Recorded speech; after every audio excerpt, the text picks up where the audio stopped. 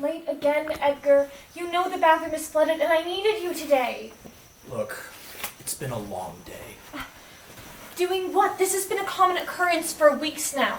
Working, of course. This quarter's been kicking my ass. I don't know why you feel the need to work. You know my family has everything we could need. Come on. What's with the attitude? Alice, it's late. Can we please talk about this tomorrow? No! What the fuck are you doing home so late? We'll talk about this later.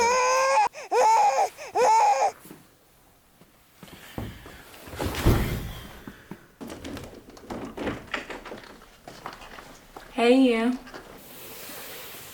You always fight. We never fight. What are you doing? You can't come by when Alice is here. I needed to see you. I miss you and I want to be around you. I miss you too. Life is hell with her. I have to go.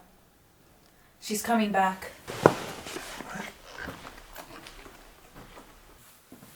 Now, where were we?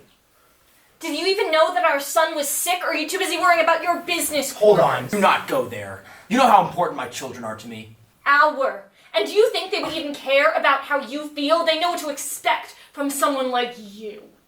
Does this conversation even matter to you? What?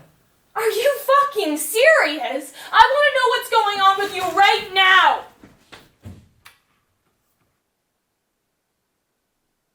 What the hell, Edgar? Are you on drugs?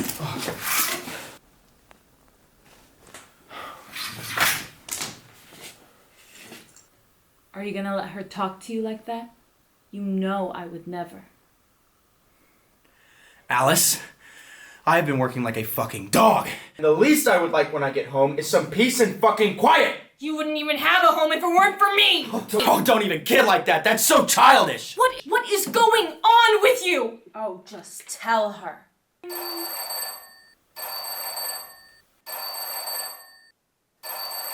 Don't answer that. You're not getting out of this conversation.